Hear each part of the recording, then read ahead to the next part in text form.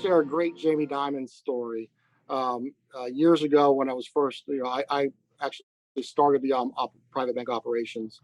So it started with zero clients, zero revenue, and it was me and a Rolodex. And then once we built it, then I was able to go out and hire a team. So we knew Jamie Dimon was going to be in town because I knew I had a lunch scheduled with him and some other community leaders. And I'm sitting in my office and I hear a little commotion outside of my office. And into my office comes Jamie Dimon, unannounced, just comes and sits down in the chair across from me and says, Joe, tell me what we're doing with the private bank business here in Central Florida. Just totally impromptu. Didn't know he was coming in to visit with me, but obviously he's got people that prep him along the way about where he's going. So, so I quickly had to, jump into action and put my game face on, and start addressing some pretty just direct to the point questions. So Jamie Dimon is an amazing CEO. I've had the opportunity to sit with him many times in different settings, and he is somebody that knows how to motivate, but he's the smartest CEO I think on the street. And mentors that I think that I've looked to. I've tried to find mentors that have looked like me as well, that have maybe have had that have been in diverse folks that have been through what I've been through. I've looked for people that have working in other lines of business that have had different experiences, and I've looked for senior managers that can help as I've had career conversations, how to deal with tough situations. When you're put into a different situation that you really don't know how to react. So I want to have somebody with some experience, and then I look at peers, some peers of mine that might have a similar role in a different city. So we talk quite a bit about what's working in their city, so that I can then incorporate that possibly into what I'm doing here. So it's a range, and then a couple of community leaders. There's a mentor of mine that is a former senator that I stay in close contact with. And so it helps give some perception of what's happening, from a political environment. So not that is something that I do on a daily basis, but it helps shape a lot of what happens in the business world.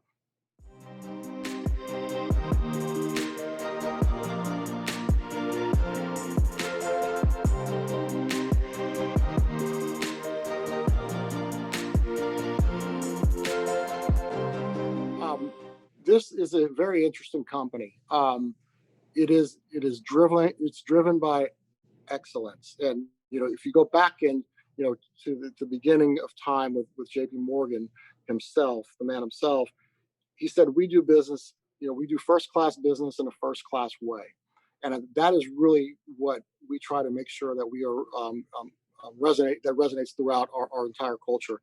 Is we are going to put our clients first. We want people to have the highest of integrity.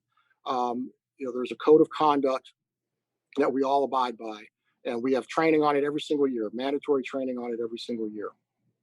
It is a very, I'll say, advanced thinking company. We spend close to $1 billion on technology every single year in our company. And some I've heard people say, sometimes we feel more like a technology company than just a bank.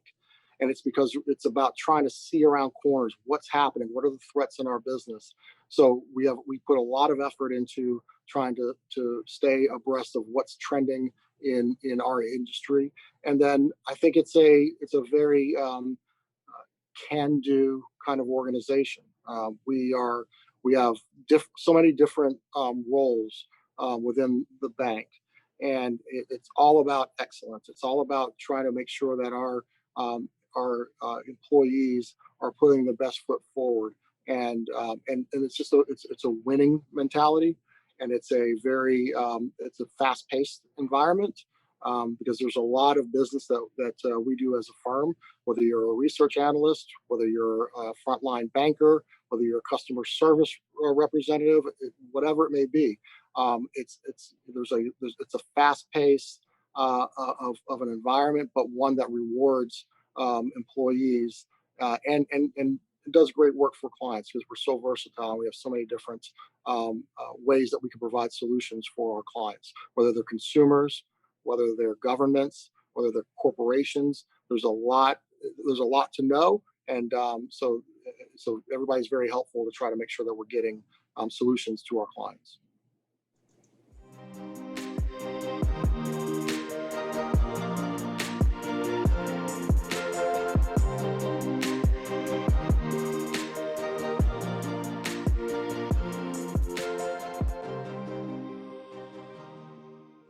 That's a great question. Um, I'm very goal oriented, and I think that when I was in college, even though I didn't know exactly the path I was going to go down until I was in my junior year, um, I was still very goal oriented, uh, and I always wanted to learn. Always, so that was something where I seeked like professors to talk to, people that I knew were doing really well in classes. I tried to be friends with them. I was always trying to find somebody that I could learn something from, and so I think that was one of the and when I mentioned earlier, don't be afraid to fail. I was afraid to fail. I didn't know what I would do if I didn't have a my college degree and then have a job. So I fortunately had two older brothers that were ahead of me, and I just saw the path that they went through. They got their degree and they got a job, they got a car, they got their apartment. And so it was almost like that I've got to accomplish that. So I was very just determined to make sure that once I was leaving school, I was going to enter the workforce, and there was no one that could stop me or tell me anything different. I don't look at failure as an option.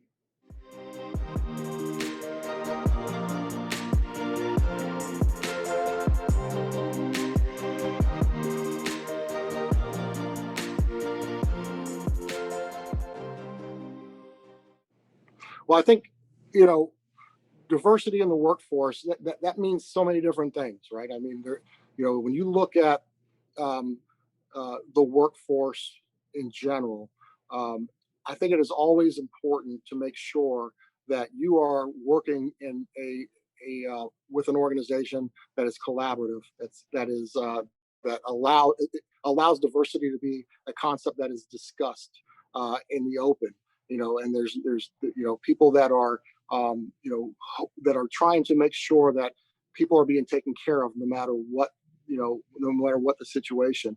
Um, as you're entering the workforce and as you're growing the workforce, finding a finding a mentor that you are able because you're going to find yourself possibly in situations that sometimes you're really not comfortable in. Give you an example. For me, when I was in the banking industry, I did not find that there were many black successful executives. There certainly are a lot of successful black executives, but as I was coming up in the early '90s, there was not necessarily a lot in my field. But I found that there were others in other fields within banking, or others that were in business. So you just have to seek out people that maybe have an understanding of what you're going through, or a mentor that you feel comfortable confiding in that can help give you guidance. But if you are doing good work and you are prepared and you're doing everything that you are a subject matter expert in it and you're doing everything you should do, you will have success. You might hit a bump in the road. You might meet somebody who you do not get along with, but if you are confident because you are all those things I've been talking about, you will have success. You have opportunity. You have the a means of and a path forward in order to achieve. You just cannot. It's hard sometimes not to get frustrated when you hit a wall, but you have to know if you're overcome that person inside of you saying this is too tough, I can't do it. You have to break through that wall and seek out a way to find someone that you can confide in.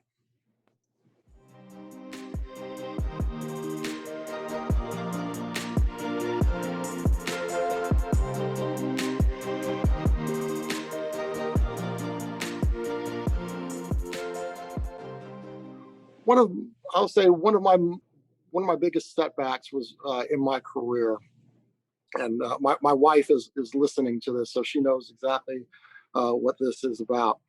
I had a manager who was not the most ethical person, and I was doing I was doing very well at the time, and I was young. I was probably 27 years old, and this manager was doing things that it was hard for me to believe that no that why was this person still here. And he hired somebody, even though I was the more successful person. He hired somebody that that he wanted me to work for, essentially. And I looked at it as a failure in one respect because I really didn't understand what was going on at the time. And but I allowed myself to not speak up, and because I was just wasn't sure what to do. And so my failure was essentially allowing myself to turn over, all of my work to somebody else, and then trying to make something work with the means of I didn't want to rock the boat. Well, ultimately, I it forced me to want to leave the company I was working for, and I gave up. In other words, but as I was leaving, I called a certain person, and who was a pretty high person. I said, "Hey, I'm gonna let you know I'm leaving. I'm resigning. Here's the reasons why." That person called somebody. They flew on a plane down to see me that afternoon. Um, I stayed with the company, got a pay raise, and got a promotion out of it.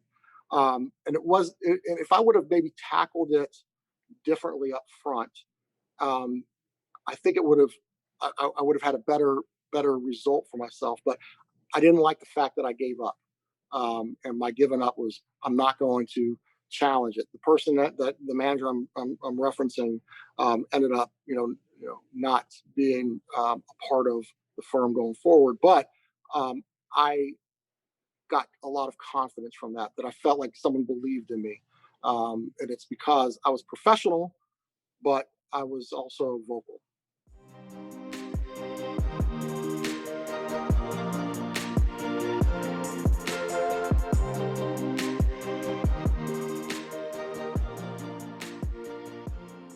Um, well, I was not in a fraternity when I was at Florida State, and so the clubs I was very active in the school business.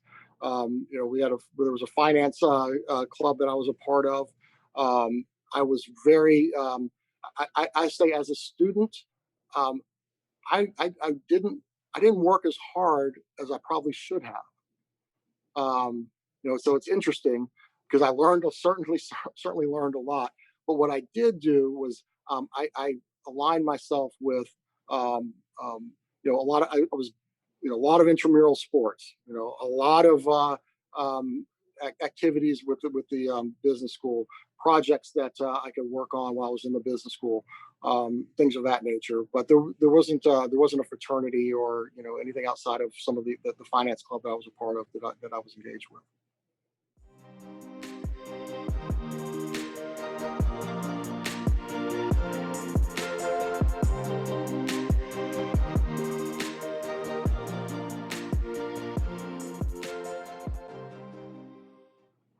So I'll tackle the second one first.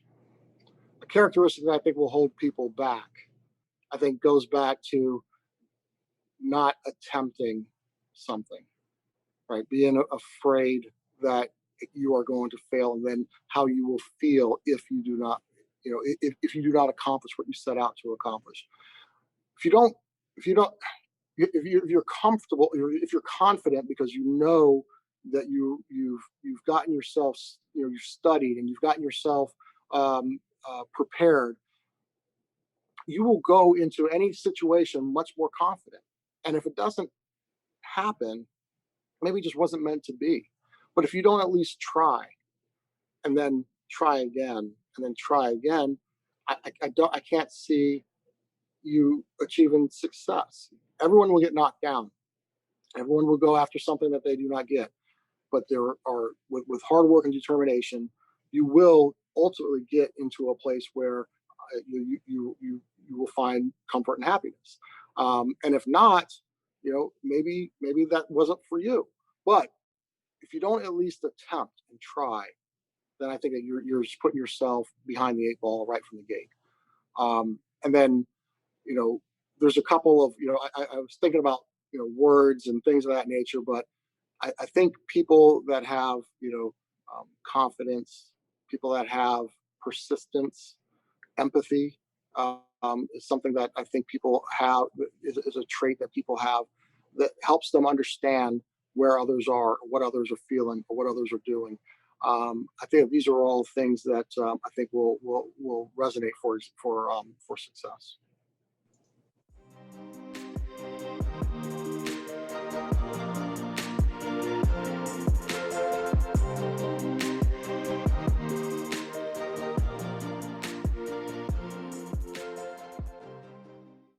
What a great question. That word empathy that I just used is something that you have to have. When people fall on hard times, especially those that may have had lived a certain way, and then they kind of fall on hard times, you have to be direct with empathy. You cannot beat around the bush. If you're going to deliver news that is not necessarily good, you cannot try to do a setup for 5 minutes before that person hears the news.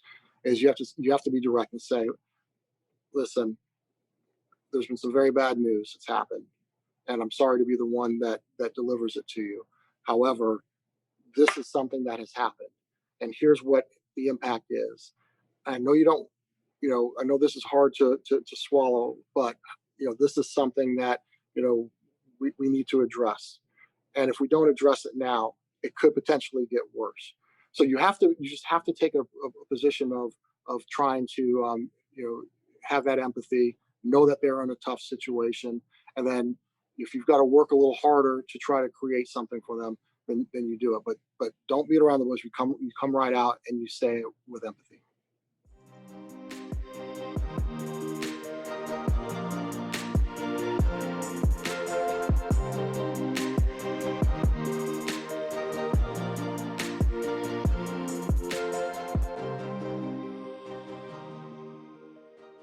Yeah. So one is the placement office or the career center, you know, inside the school business is what a great resource with knowing all the different companies that are recruiting, from campus.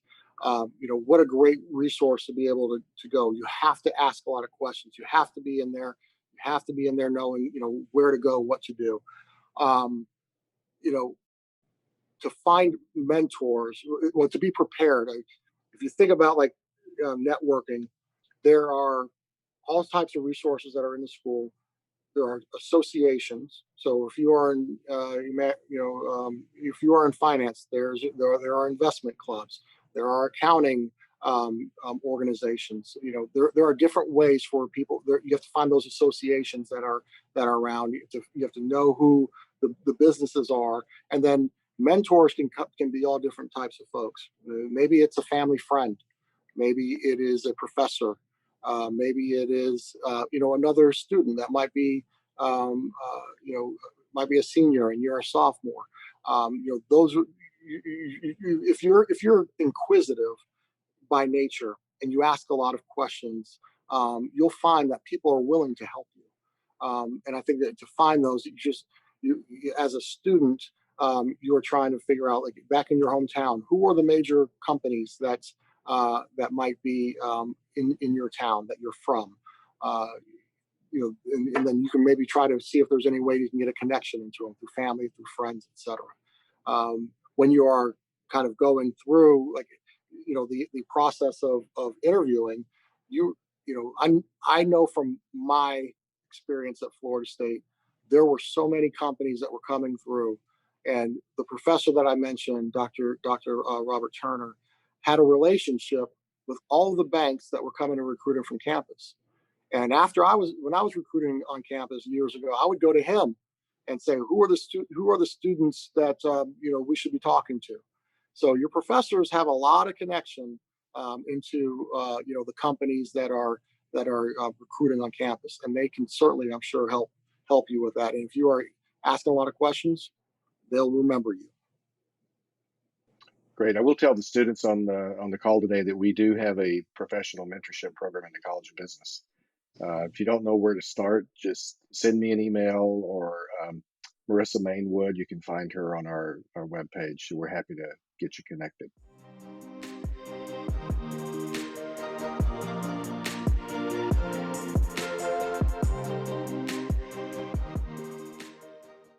You top them. You do better than them.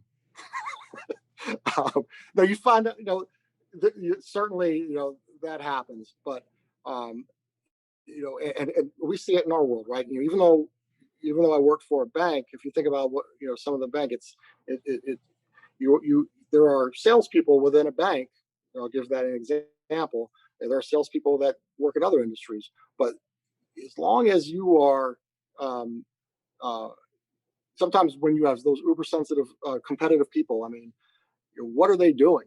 Why do you feel like they have an edge on you? If they do have an edge on you, what are they doing that's different from what you're doing? The problem that I have with competitiveness, I love. Well, first, let me back up. I love competitiveness. I am I am a competitor on anything and everything that I do. I want to win at everything I do. And sometimes I don't always win, but that's what I want. And so, if you were conducting yourself with integrity and it's just hard work instead of that, the harder part is like that competitive person that's cheating, right? Or they're doing something underhanded, they're doing something behind people's back and they're getting an edge. Those are the people that you have to be careful about. But if somebody is competitive, that's a good thing, because that's going to push you harder because you want to outperform them, and it could be a friendly rivalry. Like I've got colleagues of mine where we get together and we talk about our own business strategy. So the way that I deal with it is you have to embrace it and know that that's going to make you better, and it's going to drive you harder, and because you want to beat the top person. And I love that question because in business, uh, and in many things that we accomplish, we do in life. Competition is something that it's what makes it gives us our drive. It gives us our persona. Sometimes you're with families. If you see somebody being a great mom or a great dad, well, you want to be that great mom or great dad too. It's just in life. I think competitive brings out hopefully friendliness and competitiveness to succeed.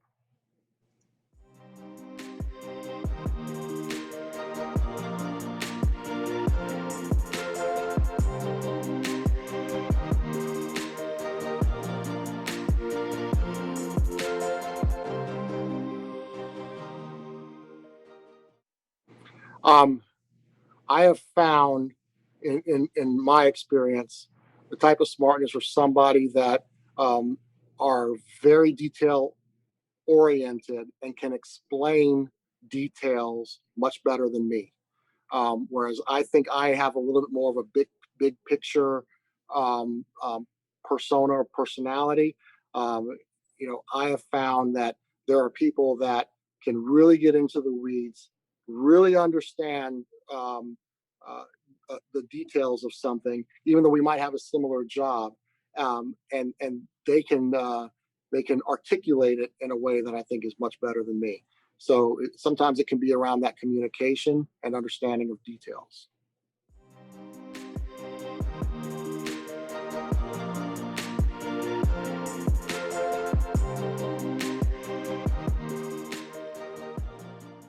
I'm glad you asked that question. It is such an incredibly important topic, and it's something that I'm very passionate about, because if you don't have financial literacy, kind of going back to what I mentioned about what's happened, where I've seen people, fall behind the eight ball, is and get crushed during a recession, is because they didn't understand what how to manage their financial affairs.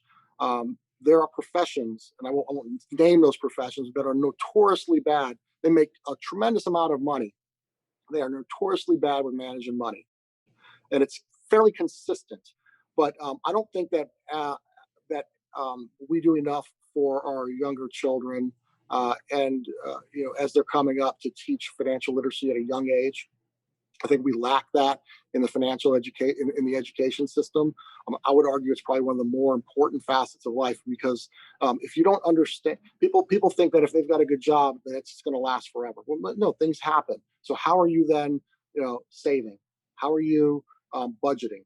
How are you conducting yourself and spending, on things that you may not need to spend for? But I don't think that the vast majority of this population understands the impacts of their buying and their spending and saving patterns. So we lack it as a society, I think, and there are very, very intelligent people in their own regards in various industries that lack that financial literacy, and so I think it's one of the most critical components of what we do.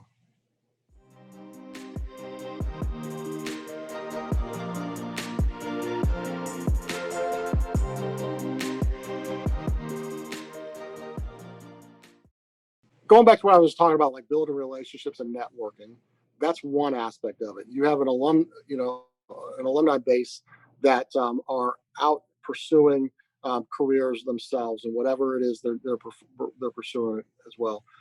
I was one. I stepped away from the school for a while, and I've gotten reconnected, and I've just been very, very amazed at hearing and seeing all the things that the School of Business is doing.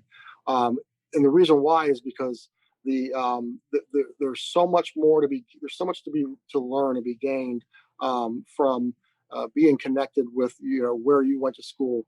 Many of us are going to, when you fast forward 20 years, 30 years, and you look at your career at that point, a lot of it is because you came from a great educational experience at the School of Business, and I think that it's important to stay engaged with the school, because a lot of us have turned out to be pretty successful, and it's because of that education and the friendships that we created when we were at the school. And it's just like everything. When I see a Florida State alum, we have an immediate connection. We're talking about things that are happening at the school.